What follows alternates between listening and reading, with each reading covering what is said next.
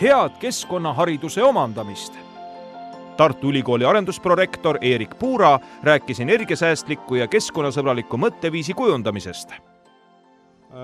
Ka mulle meeldib alati uut avastada ja ütleme niiviisi, et see tänaseks ettevalmistatud ettekanne on selline, mille peale ma olen kogu aeg mõelnud, et ma ükskord tahaks ka enda jaoks sellise analüüsi ära teha, mida te kohe kuulma hakkate. Nii, aga alustame samamoodi võib-olla pisut hullu teadlase stiilis ja mul on siin pool juhuslikult kaasa võetud mõned toidu asjad. Esimene on hamburger, 195 grammi. Teine on doktorivorst, 300 grammi. Kolmas on energiajook Battery, 0,33 liitrit. Ja neljas on pudel Sprite'i, 0,5 liitrit. Ja teie ülesanne on reastada need 4 toodet vastavalt kogu energiale, mis teie organism saab, kui te olete need ära tarbinud. Järgneval slaidil on välja pakutud vasakult paremale, on taharita ka näha? Vasakult paremale on välja pakutud 4 varianti, kusjuures vasakul pool siis peaks olema see, millest te saate kõige rohkem energiat. Tehke nüüd oma valik, mõelge veel 10 sekundit, 10, 9, 8, 7, 6, 5, 4, 3, 2, 1 ja hääletame. Kes arvavad, et õige on variant number 1? 2, 4, 6, 8, ümardame 10. Kes arvavad, et õige on variant number 2? 2, 4, 6, 8, 10, 12, 14, 16, ümardame 20, et paremini meelde. Kes arvavad, et õige on variant number 3? 2, 4, 6, 8, 10, 12, 14, 16, 18, 20, 22, 40, 68, 30, 32, 34, 36, 38, 40, 41, ümardame 50. Nii et jätke meelde 10, 20, 50 ja kes arvavad, et õige on variant number 4? 2, 4, 6, 8, 10, 12, 14, 16, 18, 20, 22, 24, 26, ümardame 30. Nii et jätke meelde 10, 20, 50, 30. Koolilapse hinnetena 1, 2, 5, 3. Nii, praegu veel ei kommenteeri. Energiatarbimine on kogu aeg suurenenud läbi erinevate ühiskondade. Kõige primitiivsem ühiskonnakord, primitiivne inimene, kes ei osanud veel ka jahti pidada ja põldu harida, tarbis päevas nii palju kilokaloreid, kui palju tal oli vaja oma kehatemperatuuri ülalhoidmiseks. Ja see on kusagil 2000-3000 kilokalorit, kuskile sinna vahele. Ühiskonnad arenesid ja nagu graafikult näete, hakkas suurenema ka energiatarbimine. Kõigepealt jahipidamine, toidu kättesaamiseks läks rohkem energiat, tekkis ka selline kodumotiiv juba, primitiivne põllumajanduslik ühiskond, edasi juba põllumajanduslik, tööstuslik ja tehnoloogiline. Tehnoloogiline on nüüd välja käidud, et see on Ameerika Ühendriigid. See on see, kuhu on praegu jõudnud Ameerika Ühendriigid ja kui me räägime, kus on ühe sõnaga näiteks Eesti, siis varsti ka näete suuremat ülevaadet, aga Eesti ei ole veel selles mõttes isegi veel nagu poole peale.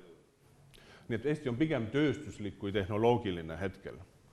Aga täiesti selgelt, mida nii-öelda meie inimeste mõttes kõrgemal arengutasemel on ühiskond, seda rohkem energiat tarbitakse. Jätke meelde, tehnoloogiline inimene tarbib umbes 80 korda rohkem oma toiduvajadusest.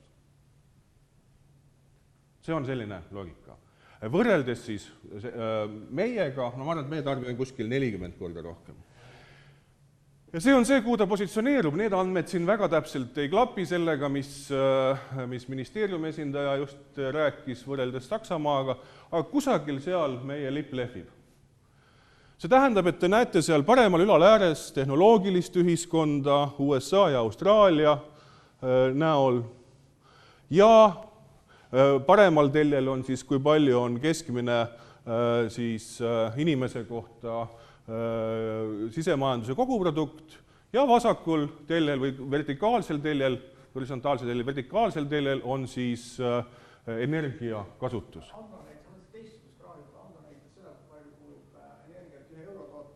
Okei. Just. No siis on meil kooskõla olemas. Aitäh kommentaari eest. Ja võime öelda, et siis Eesti inimene tarbib umbes 40 korda rohkem sellest toiduvajadusest. Ja seal vasakul ääres nurgas on siis kõik maailmas need, kes tahavad meile järele joosta. Ja tahavad tarbima hakata üha enam ja enam. Kõik Hiina, Malaisia, India, Brasiilia, Mehhiko, Egiptus, kõik tahavad ju liikuda selles suunas.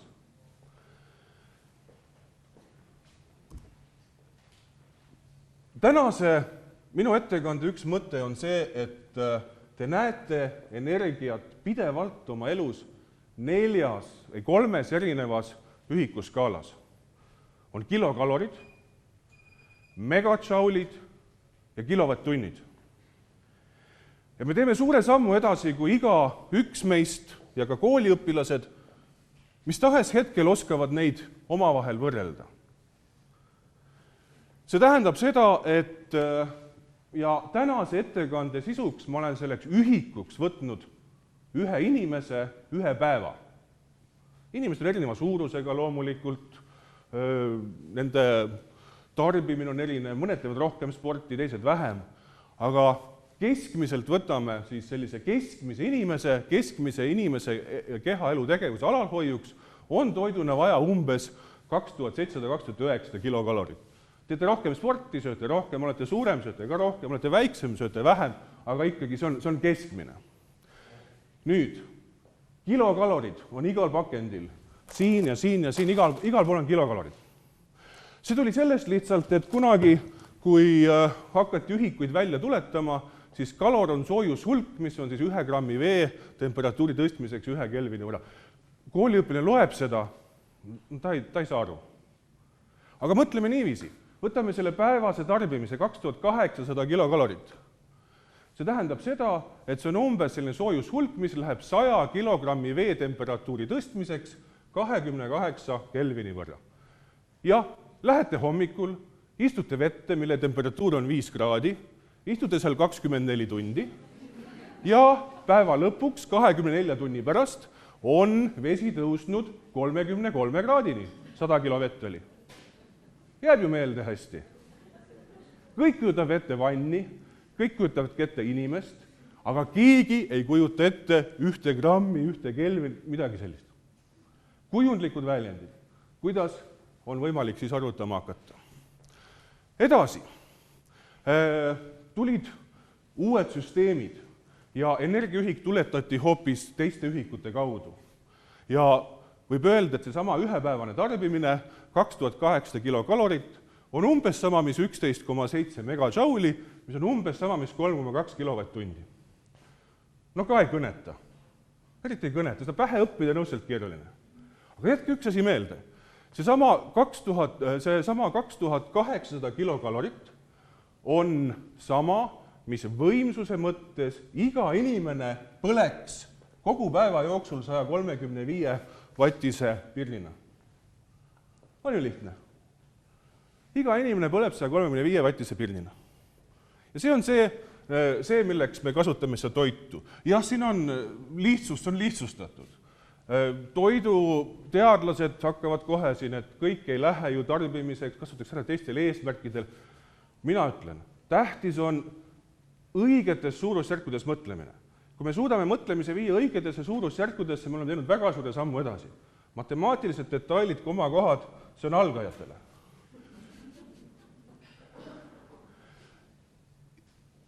Ja me saame siis, et see 135 vattine pirn põleb 24 tundi, täiesti loomulikult on see 3,2 kilovatt-tundi.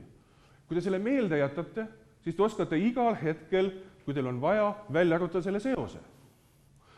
Megajoulide juurde tulen ka kohe, aga no see on siis 28 kilokalorit, on 11,7 megajouli. Aga nüüd kujutamegi ette, et igaüks meist on see pirn, mis põleb 135 vatina. Ja siin on juba samm edasi. Eestis kaevandatava põlevkivi energiasisaldus on kuskil 1900 kuni 2600 kilokalorit kilogrammi kohta. Kõigub pisut, sõltuvalt kohast, geoloogiast. See on 8 kuni 11 megajouli kilogrammi kohta. 1,2 kilogrammis põlevkivis sisaldub 11,7 megajouli energiat.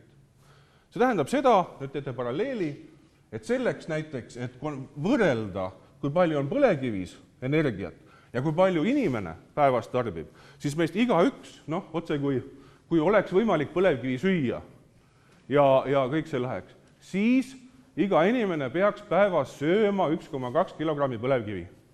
On ju loogiline, klapib suurusjärk? Klapib. Ja ongi need juba tekkinud esimesed assotsiatsioonid nende 3 asja vahel, mida muidu me oleme tajunud ainult teistmoodi. Need on siis kilovatt-tunnid, kilokalorid, megajoulid. Põlevkivi, prügi, puit. Kõigil on teatud osa niiskust sees, üldiselt väga lihtne. Nende kõikide kütteväärtus on enam-vähem sama. Mure on selles lihtsalt, et meil on prügi liiga vähe. Me oleme hakanud prügi mujalt sisse vedama. No see ei tundu õigena ausalt öeldes. Las iga riik saab ikka oma prügiga ise hakkama. Mulle tundub niimoodi. Aga jällegi, nüüd me peame hakkama, mida ma mõtlen nende loodusseaduste või loogiliste mõtete vahel. Kui me saame prügist Eestis 1% näiteks elektrienergia vajadusest, väga hästi saadud. Rohkem prügi me lihtsalt pole võimsad tootma. Vabandust. Ja selle tõttu tulebki ühesõnaga aru saada, kui me räägime prügist, mis on see kogu potentsiaal, mida me suudame saavutada. Ja puit on umbes sama. Aga puiduga on natukene teine asi. Puiduga on see asi, et puidul on ka teisi kasutusi. Palkmajad, mööbel, mis on kasulikum, kus me saame rohkem töökohti, kui mujal maailmas seda ostetakse. Kas ajame ahju või siis ja põlevkivi loomulikult, palju räägitakse põlevkiviõlist. Kui suur lisaväärtus. Mina seal väga suurt lisaväärtust selles mõttes ei näe, mina näen lihtsalt seda, et me viime ta tõesti uuele väärtustasandile, sest kõik need asjad, mis on gaasilised ja liikuvad ja vedelad, neid saab palju paremini kasutada, sest nad liiguvad kiiresti, me saame panna kohe gaasi põlema torust, saame vedela, aga põlevkivi hakata sisse kütma, see lihtsalt võtab kohutavalt palju aega. Muuseas prügiga on sama lugu, et see on suur jama, et seda tahetakse kõik ära põletada või põletadaksegi, et see on tegelikult materjalid, mille väärtus niimoodi tegelikult ära põletatakse. Sa mõtled kompostimist, põllumajanduslikku väetist? Ka materjalide taaskasutus. Materjalide taaskasutus, täiesti nõus. Täiesti nõus. Ja nüüd, uuesti, peale seda juttu, mis ma teile rääkisin, mõelge nüüd järele. Uuesti. Ei ole vahet, kas põletab inimene oma sees või me põletame neid asju näiteks elektrijaamas. Kas vesi põleb? Täpselt samamoodi vesi ei anna ühesõnaga energiat. Ja siit saate loogilise seose, kui enam-vähem asjad on samas kaalus, siis vaadates neid asju kindlasti, et ka hamburger sisaldab rasva, doktorivorst sisaldab, et kui me vaatame neid, siis kui nad on enam-vähemgi samas kaalus suurusjärkudes 200 grammi, 500 grammi, siis me oleme küll tajunud, et hamburger on ebatervislik, siis Sprite on ebatervislik, energiajook on ebatervislik, doktorivorst on ainuke, mis on tervislik. Aga kui me vaatame neid, siis esimese lähendusena kindlasti kohe kõik vedelad asjad peaksid sisaldama vähem energiat. Loogiline. Nii. Edasi. Teine sõnum. Väga sageli on palju tähtsam kogus kui täpselt paika timmitud siis see mõtteviis, kui palju seal on näiteks rasvu, valke, kui palju on seal siis süsivesikuid. Kui arvutama hakkate detailides ja visake see vesi nendest asjadest välja, kui te arvutama hakkate detailides, see lihtsalt on niiviisi. Te saate mingid grammid rasvu, süsivesikuid, te saate mingisugused grammid valke, rasvad korrute läbi 9-ga, teised korrute läbi 4-ga, kiudained on erand, unustame praegu ära, siin neid ka eriti ei ole, ja selle tulemusena te saategi kilokalorid. Aga oluline on ka kogus. Ja teeme nüüd selle katse uuesti. 2 lihtsat reeglit. Vedelates asjades on vähem ja kui võrdleme tahkeid ja vedelaid või tahkeid omavahel ja vedelaid omavahel, siis on tähtis kogus. Nii lihtne see ongi. Nii, hääletame. Kes on esimese variandi poolt, et vedela spraidis on kõige rohkem energiat? Mitte keegi. Kes on teises variandi poolt, et vähem kaaluvas hamburgeris on rohkem energiat kui rohkem kaaluvas doktorivorstis? Üks inimene. Kes on ikkagi arvab, et kõige rohkem energiat on energiajoogis? Variant 3. Vedelas energiajoogis. Ja kes pooldavad varianti number 4? Kõik. Ja nii lihtne see ongi. Ja tuletage meelde alguses jaotust 10, 20, 50, 30 ja nüüd oli siis natukene teistmoodi. Nii et väga sageli, kui rääkida toitumisteadusest ja Mihkel Silmerist, pole tähtis, mida te sööte, te peate sööma kõike erinevates proportsioonides ja teine siis sõnum, kõige tähtsamaid asju on siis kogus ja mitmekülgsus, mitmekesisus. Ja nii ta on ja need vahed on tegelikult siin ka välja arvatud, on suhteliselt suured, sest hamburgeris selles samas juustuga, mis me kõik arvame, on äärmiselt ebatervislik 474 kilokalorit, doktorivorst, mille nime järgi me arvame, et on kohutavalt tervislik, sisaldab kõige rohkem kilokaloreid. See on päris palju rasva sees, et kui ma siit vaatan pealt, siis ta ütleb, et 100 grammi kohta tootes on rasvu 19 grammi. Teate seda, et doktorivorst on just selline. Energiajook 165 kilokalorit, Sprite 210 kilokalorit, mõlemad sisaldavad magusaid aineid, vahe on lihtsalt koguses. Ja nii lihtne see ongi. Lähme edasi. Veejõud, arvame, et on hästi suur. Ma siiamaani kuulen mõningaid inimesi, kes rääkides loodusest, loodusteadustest, on seda meelt, et me paneksime igale Eesti nirekesele, mis kusagil voolab elektrijaama peale ja me saaksime sellega rahus elada. Ja kui nad Norras saavad, miks meie ei saa? Paraku on niiviisi, et seesama keemiline energia, mis te saate siit, on niivõrd suurema ühesõnaga efektiivsusega kui seesama veeenergia, eriti nii tasasel alal kui meie. Ma tegin sellise arvutuse, et oleks äkki üks nupumees, kes otsustaks niiviisi, et kui minu korterisse tuleb vesi, siis kusagil siia 1,7 meetri kõrgusele ma teen, siis tuleb vesi välja, siia ma teen väikse ühesõnaga elektrijaama. Ja kui palju siis peaks seina seest vett välja tulema, et ma saaksin sedasama, ütleme, 100 wattist pirni töös hoida. Ja ma arvutasin välja, et seda vett peaks tulema umbes ämber sekundis. 12 liitrit sekundis. Ja kui ma viisin selle siis kooskõlla Tallinna vee hinnaga, siis ma sain, et selle elektrijaama või selle 100 wattise pirni ühesõnaga töös hoidmiseks mul kuluks 2800 eurot päevas. Lihtne, aga illustratiivne. nii et üks see sagedasti eksitav loodusseadus on see, et meil on hüdroenergia potentsiaal ikkagi madal, me räägime maksimaalselt siin suurematest jõgedest mõnest protsendist. Lätlastel on tore, sest nende vesi Daugavasse tuleb ida poolt ja nemad kasutavad seda ida poolt tulnud vett, mille maht on lihtsalt palju suurem, nemad saavad sealt palju-palju rohkem.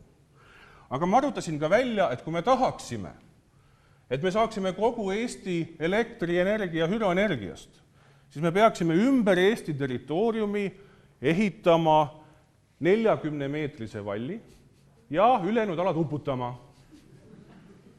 Siis me saame kogu Eesti jaoks vajaliku, no mis siis küll juhtuks, oleks, et Eesti kaart pisut muutuks. Siis me täna siin ei istuks. Peaksime istuma kusagil mujal, näiteks Tartus.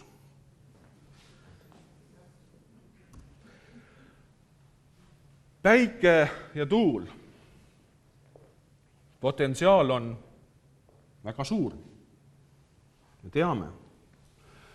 Lihtsalt väga lihtne. Probleem on energia salvestamisega.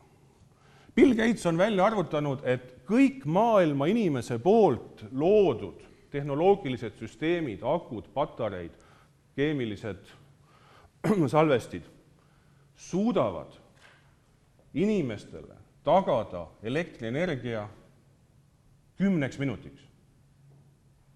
Kõik. Lihtsalt me ei oska energiat salvestada.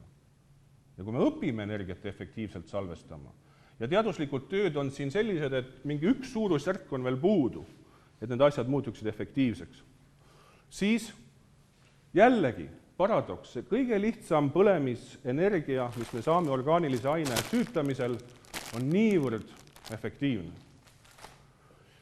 Ja lihtsalt kui insener, kui keemiatehnik näiteks, mida ka mina olen õppinud, seda modelleerib, siis alati me peame modelleerima süsteemi teatud rajatingimustega.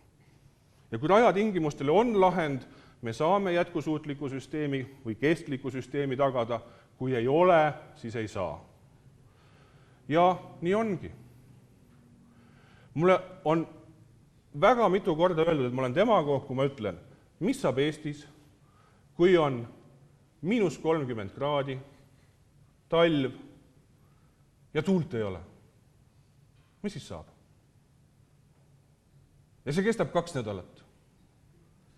Ja siis need samad inimesed, kes on rääkinud kogu sellest võidukäigust, mis meil praegu toimub, siis ütlevad, et aga Sahara kõrbe me saame teha päikseelektrijaamad. Ja siis traatidega toome selle just sellel hetkel siia. Me teame, et need võrgud kunagi arenevad, kindlasti tekivad sellised suured ja globaalsed võrgud.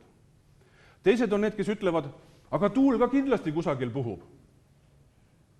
Aga kui see kõik ongi niimoodi võrgustunud, kui kõik inimesed ongi läinud seda teed, siis las see tuul puhub seal, nendel on ka seda vaja ju, kui nad on sama teed läinud. Nii et küsimus ongi, see on täiesti triviaalne, energeetiline arusaam või tõde, meil peab olema varustust ja kindlus igal hetkel. Ja juhusliku tootmise peale ehitada, seda on väga keeruline, saate kõik sellest aru. Et siis, kui tuul puhub, kõik on hästi, kui tuul ei puhu, kohe peame näiteks gaasijaama või millegi töösse lülitama. Nende globaalsete võrkudega võib veel üks probleem olla. Et kui kuskil on defitsiidis, siis saab mujalt seda defitsiiti nagu tasakaalustada, see on nagu hästi. Aga sellisel juhul võib tekkida olukord, kus terve maailm on äkki klõpsti defitsiidis on blackout. Just. Või võimalik on harjuda ka teistsuguse eluga. Minu hea kolleeg Ansori Parkalaja, kes on Viljandi Kultuuriakadeemia direktor, rääkis, kuidas nad kunagi väga ammu supilinnas elasid. Ja kuna majas elektrit ei olnud, siis nad ühendasid kogu oma elektrivõrgu siis tänavavalgustusega. Siis, kui tänavalgustus sisse lülitati, oli elekter. Kui oli väljas, ei olnud. Kas me oleme selliseks eluks valmis oma heaolu ühiskonnas? Ja siin ongi mõttekohad, aga loomulikult nende osatähtsus võib tulla, kui me õpime energiat salvestama efektiivselt, ongi läbimurre tehtud. Paraku energiat saab näiteks salvestada hüdroelektrijaamadesse, aga meil need kõrguste vahed on niivõrd väikesed, et kõik projektid, ka mis me siin tahame teha, jääksid suhteliselt piiratuks. Täiesti tavaline elektrijaam ja siit te näete, et põhimõtteliselt me peame seda jahutama, seal tekivad energiakaod, me siis kasutame jahutusena mingisuguseid suuremaid veekogusid, jahutustorne, kõige parem, kui me saaksime suunata selle keskküttesse, selle jahutusvee.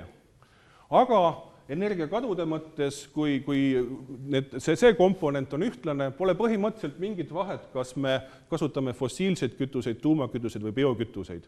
Sest selleks, et aur oma töö ära teeks, selleks tuleb see tsükkel ühesõnaga läbida, jahutustsükkel, ja siis siin tekivad paratamatult suured kaod. Teine variant, unustame kogu selle vasaku poole ära ja neid samu, siis sedasama turbiini ajab ringi tuul või vesi. Hästi lihtne. Nii ongi. Või kolmas siis, meil pole ka jaotusvõrku vaja, võtame päiksepaneelid, kütuselemendid, midagi muud, mis meil kohe koha peal toodavad energiat. Aga see slaid oli selleks, et see põhimõte on kõik samasugune, ainult siis, et mis seal ühesõnaga sees on, mis seda vett põhimõtteliselt nagu kütab. Nüüd te saate elektriarve. Ja te näete, et te tarbisite 640 kilovatt-tundi kuus. Ja nüüd oskame teha seda teisendusi. Näiteks, kui leibkonnas on 3 inimest, siis välja arvutades, et see teeb kuskil 7 kilovatt-tundi päevas inimese kohta. Kui teile jäi meelde, siis see toiduvajadus 2800 kilokalorit, see oli 3,2 seda kilovatt-tundi. Järelikult see sama elekter, mis me tarbime 6 aja jooksul, nendes tingühikutes on umbes inimese siis 2-kordne päevane toit. Võrdluse mõttes. Ja nüüd kujutame ette, et me oleme siis lambikene, mis põleb inimene. Ja ma rääkisin alguses, et tänu meile põleb kusagil veel 40 lambikest. See üks lambikene oli meie toit. See toit siin, ma ei tea küll, kas ma tahan seda kõike süüa, aga on umbes 55% päevasest energiavajadusest. Aga meie tõttu põleb veel 40 lambikest ja mu edasine on analüüs, kus need lambikesed siis põhimõtteliselt nagu paiknevad. Sest kui me tahame midagi säästa, siis me peame võrdlema neid asju omavahel põhimõtteliselt ja aru saama, kus on säästukohad. See siis on meie põlevkivi elektrijaam. Kaod termodünaamika seaduste tõttu elektrijaamas põhimõtteliselt 62 ühikut. Kui me ei oska seda suunata näiteks keskkütteks, nagu Narva puhul on võimalik.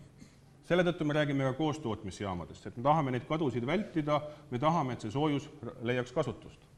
Aga elektri mõttes on see kaod. Nii et 100 ühikust, põlevkivist, söest, 38 ühikut jõuab ülekandeliinidesse. Hästi. Liinide kaod on umbes 2 ühikut. Kodukasutuseks jõuab 36 ühikut. Ja nüüd te saate nagu aru kogu sellest põhimõttest, miks siis hakati mingil hetkel võitlema hõõglampide vastu. Just sellepärast, et hõõglambi puhul läheb soojuseks siis kogu sellest 100 ühikust 34 ühikut ja valgusenergiaks 2 ühikut. See tähendab, et kui me selle lambiga kütame ka ruumi, pole probleemi.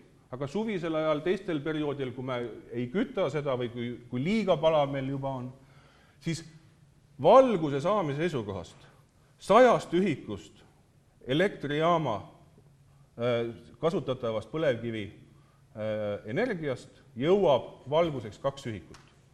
Ja see tundub jabur. Järelikult hakati otsima lahendusi. Aga nende kadude tõttu meie kodutarbimine tegelikult ei ole siis, kui ma ütlen, et kus need 40 lampi on, ei ole tegelikult mitte täiendavalt 2 lambikest, vaid on 6 lambikest.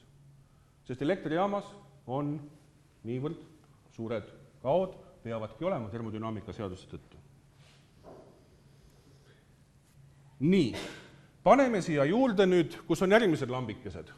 Põlevkivi energia tarbimine tööstuses, transpordis, muudes sektorites. Te saate, see käib nüüd iga inimese kohta jällegi, 2, 4, 6, 8, 10, 11 lambikest põleb iga meie kohta seal. sest riik peab ju toimima. Siis kütteenergia meie kodudest, millest oli juba juttu, väga suur. Siin põleb 5 lambikest. Siit te jällegi näete, et kui me suudaksime neid küttekulusid kombineerida siis nende kadudega, siis me saaksime kindlasti vähendada. Ja selle tõttu me räägimegi siis koos tootmisest, et me saaksime korraga kasutada. Soevesi on umbes 1 lambike, autokütus on umbes 1 lambike ja see toit tegelikult, mis tuleb mujalt maailmast, mis pole kohalik. Kui ma seda välja arvutada, see on siis ka umbes veel 2 lambikest. Kõik see transport, külmutamine, hoidmine, töötlemine, see on niivõrd suur tänapäeval. Siit tuleb veel 2 lambikest. Ja natukene jäi ka üle ja sinna alla paneme siis kogu ülejäänud ettevõtluse riigi toimimise. Tööstus, põllumajandus, transport, avalik sektor, see energia siin, mida me praegu tarbime, see käib siis sinna alla, energiakoolides, nii edasi. Nii et nii lihtne see ongi põhimõtteliselt. See on siis see, kus siis praeguse Eesti pildiga me põhimõtteliselt tarbimine on paigutunud. Ameeriklastel on siis mitte 40 lambikest, vaid 80. Nemad pisut elavad suuremalt. Aga kui kõik hiinlased, hindud, brasiillased tahaksid samuti 40 lambikest süüdata, siis te näete, et maailm on juba väga suurtes probleemides. Selle lambike tasemel teine võimalik metafoor on võrrelda seda ikkagi selle sama inimesega selles mõttes, et meie heaks töötaks justkui 40 orja kogu aeg, mis teeb energeetiliselt sama välja. Jah, kui tuld nimetada orjaks. Kui me ei kasutaks neid seal põlekivi ja selle asemel kasutaks orjatööd, orjad energiat, siis meil oleks 40 orja kogu aeg meie heaks töös. Jah, aga nii see ongi, et ja siit tulevadki need huvitavad teooriad, nagu näiteks ökoloogiline jalajälg ja selle kalkulaatorid. Mina tegin ka täiesti ausa inimesena, tegin oma kalkulatsiooni ära ja siis oli sain, et minusuguse jaoks on vaja 4,2 maakera. Kui kõik oleksid ilmselt minusugused. Mis ma siis tegin? Kogu suguvõsa kolisime kokku 40 ruutmeetrile, loobusin autost, loobusin kõikidest lennureisidest ja siis sain, et minusuguse jaoks on vaja 2,4 maakera. Mida ma selle infoga nüüd peale hakkan? See on natukene ironiseerides, aga see põhimõtteliselt näitab ühte. See näitab seda ikkagi, et kui kogu ühiskond on üles ehitatud fossiilse energia tarbimisele, siis põhimõtteliselt sealt see nagu tuleb. Ja ma ütlen, et see vale või paha oleks, sellepärast, et mis on alternatiivid? Kui Eestis ei oleks põlevkivi elektrijaama, siis oleks Eestis väga suure tõenäosusega tuumaelektrijaam juba ammu olnud. Ja meie saatus oleks praegu Leedu saatus, meie saatus võiks olla veel palju hullem. Meil oleks olnud sisuliselt kusagil 15% šanss, et Tšernobõl oleks toimunud just meie juures. Nii et kõiki asju peab vaatama nagu suuremas ja laiemas kontekstis. Ja me ei tohiks mingisuguselgi hetkel tunda piinlikkust selle üle, mis meil on. Vaid me peaksime mõtlema sellele tõepoolest, kuidas asju paremaks teha. Kui me vaatame nüüd seda, korterelamud, energiaklassid on väga erinevad. Täiesti tavaline paneelmajad on sellised, mis siis kulutavad kusagil 250 kilovatt-tundi ruutmeetri kohta aastas. Ja on võimalik paremini ehitada ja see tuleb kunagi, aga see võtab väga palju aega. Meil kõik teooria on kõik olemas, rakendused on juba olemas, aga kujutate ette neid rahalisi vahendeid, mis selleks sisse panna on. See on väga tõsine asi, rahalised vahendid, mis sinna sisse panna, et seda ehitada. Aga need rahad on sageli seotud materjalivoogudega ja tegelikult ehitusmaterjalide tootmine, nagu kas või betoon ja soojustusmaterjal, need on ka väga suure energiasisendiga. Kas ei ole see oht, et me lihtsalt liigutame selle probleemi kasutusfaasist tootmisfaasi, hiljem ka tegelikult jäätmekäitlusfaasi ja energiavoogusid me ei vähenda tegelikult nii palju, kui et need graafikud näitavad? Ühest küljest nõus, teisest küljest, kui me oleme ikkagi sellise hoonestu valmis teinud, mis on energiasäästlik ja mis peab 50–100 aastat vastu näiteks, siis ma arvan, et pikemas perspektiivis see kindlasti tasub ära. Aga see tuleb teha iga konkreetsed arvutused, mis on siis need sisendid ja kui suure hulga nad moodustuvad siis sellest protsessist. Aga see tõepoolest, sul on õigus, see pole nii üks-ühene. Aga kui me vaatame nüüd seda, võrdleme need energiaklasse, mitte kõige hullemaid energiaklasse või kõige paremaid energiaklasse, näiteks B-d ja F-i, siis põhimõtteliselt me saame, et päevane energiatarve võib erineda siis kuskil 3 korda. 2–3 korda, ütleme, kusagile sinna vahemikku. Nii et nii see on. Aga nüüd hakkavad kõik agad. Mõned inimesed ütlevad, siis mis te agatate, mis te keerutate. Säästupirnidega oli kunagi niimoodi, inimesed ütlevad, mis te keerutate, öelge kohe välja, kas on hea või ei ole. Aga kõik need agad on vaja läbi arutada. Siin ei ole mitte midagi lihtsalt öelda, punkt lambist, nii ongi, nii peabki olema. Lihtne akende vahetus, see võib teha arved väiksemaks ja sisekliima palju hullemaks. Meil on vaja kogu kompleksi vaadata hoonete puhul, kogu põrand, aknad, välisuksed, tarbevesi, välisseinad, katus ja eelkõige siis ventilatsioon. Kuidas on korraldatud ventileerimine? Kõik see on ühise mudelina tuleb vaadata. Ei saa vaadata üht komponenti. Ja väga paljudel juhtudel just nimelt lihtne akende vahetus on põhimõtteliselt muutnud sisekliima kohutavalt palju hullemaks. Ja see on juba inimeste tervis. Ja siis me mõtleme, mis on tähtsam. Lampidest, pirnidest. Kodusest elektrine tarbimisest hõõglampide valgustus oli kusagil 8%. 8%. See tähendab, et muutes ära selle 8%, siis meil on võimalik siis seda, aga kui te kujutate ette, kui palju uusi vidinaid ja pudinaid meile juurde tuleb, läpakad, mobiiltelefonid, suuremad televiisorid, saunakerised, kõik need asjad, kõik, mis on seotud eelkõige näiteks veetemperatuuri tõstmisega, need võtavad kohutavalt palju energiat. Nii et see on kasulik ja ütleme niiviisi muidugi, aga ta ei ole päästev. Ta ei ole päästev meede. Ja jällegi üks huvitav asi meeldejätte on siin, et 1,2 kilovatt-tundi elektrienergiat.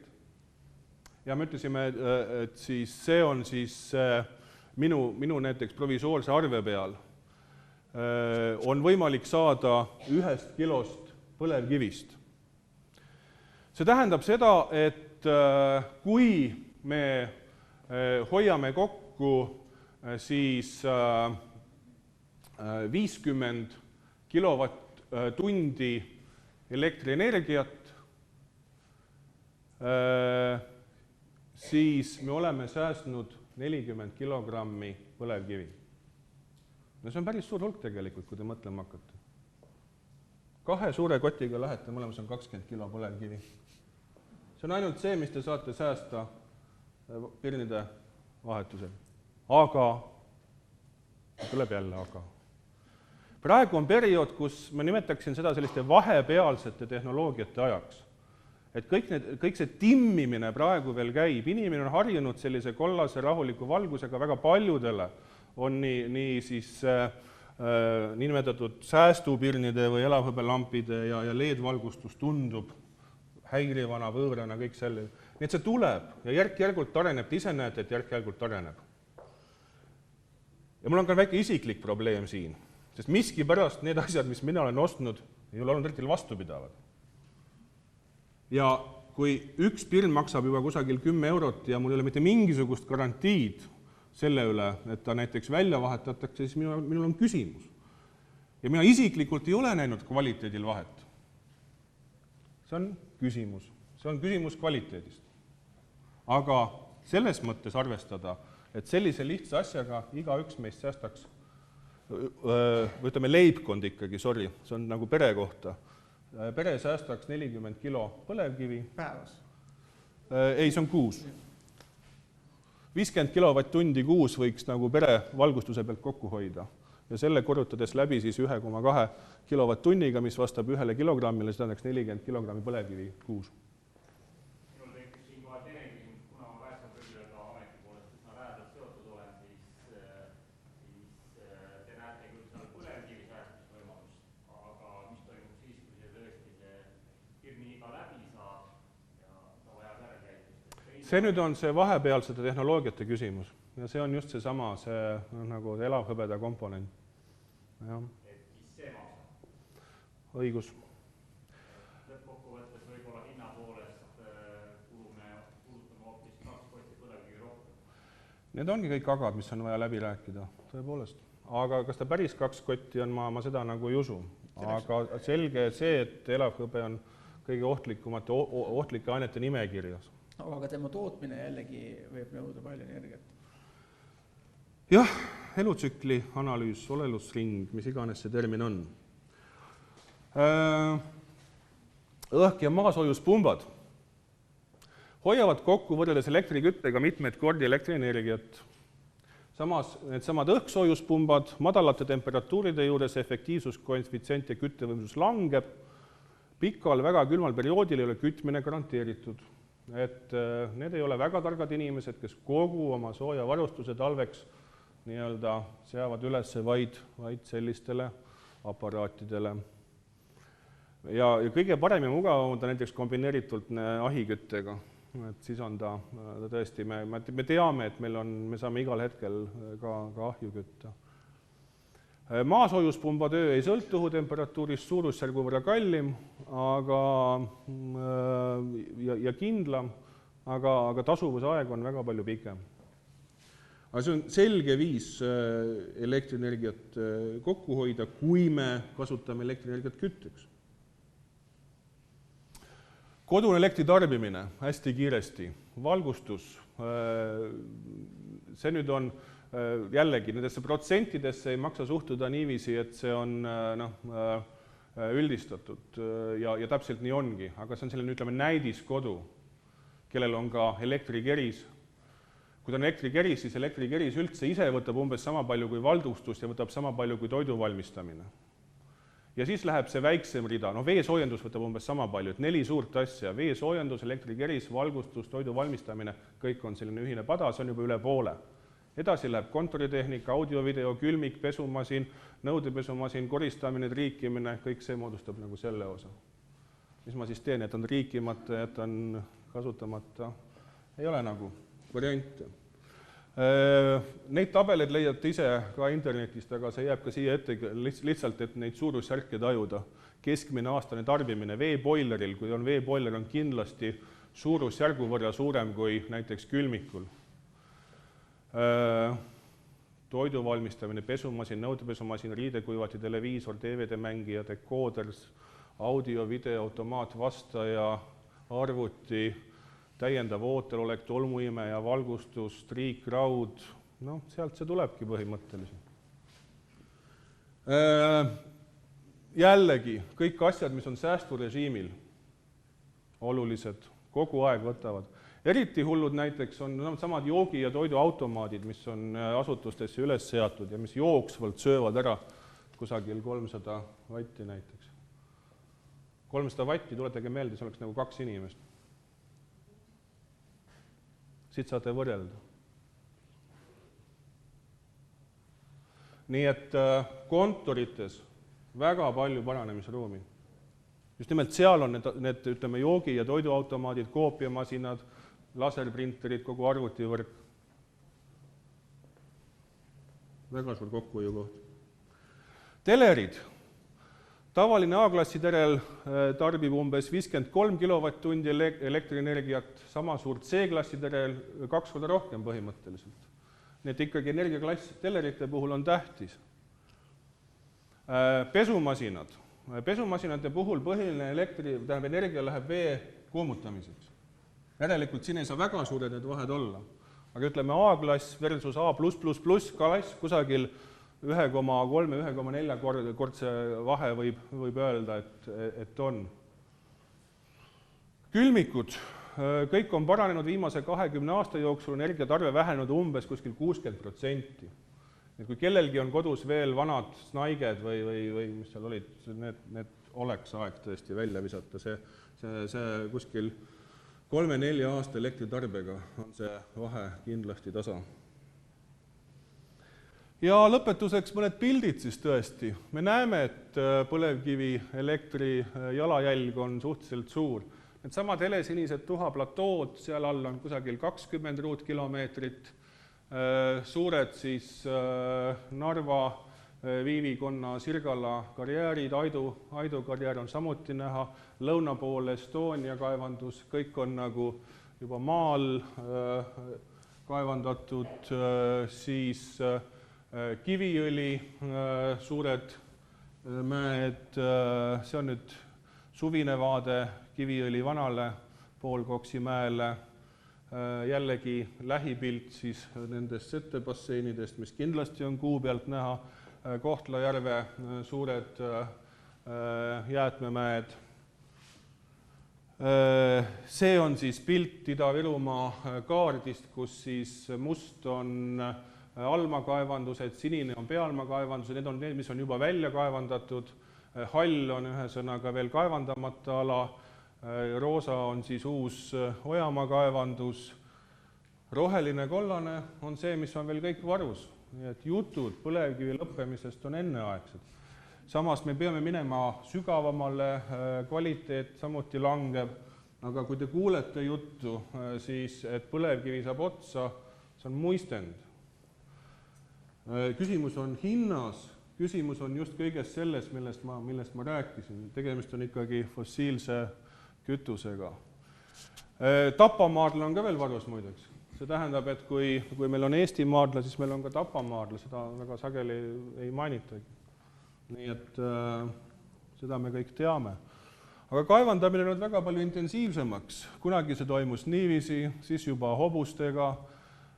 Praegu saab näiteks Estonia kaevanduses maa all autoga sõita 10 kilomeetreid. Ma olen ise seal ringi sõitnud ja tõesti me tegime mingi 20 kilomeetrise ringi mööda kaevanduskäike. See on ikkagi väga suur mastaap põhimõtteliselt. Masinad on võimsad maal, see, et me arvame, et keegi seal labidaga midagi toksib, see kindlasti ei vasta tõele. Ja on ka positiivset väljundit, et siin on väga palju poleemikat, aga ma absoluutselt ei salli seda, kui me näitame jäätmemägesid ja mängime leinamuusikat sinna juurde. Me peaksime rohkem küsima, mida kohalikud inimesed arvavad, millest nende elu koosneb. Sotsioloogilised uuringud on näidanud, et väga sageli need jäätmemägesid peetakse regioonile väga iseloomulikuks objektiks.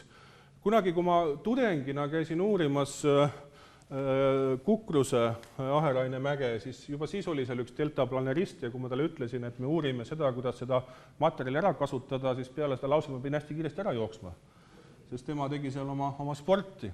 Aga see, et meil on tehtud Kiviõli seikluspark, see, et meil on tehtud tuhaplatoole siis tuulepark, see, et meil on nüüd Aidu sõudekanal, need on sellised positiivsed näited ja see on tõesti suhtumise küsimus, kas see on rikastav või on siis, nimetame keskkonna genotsiidiks.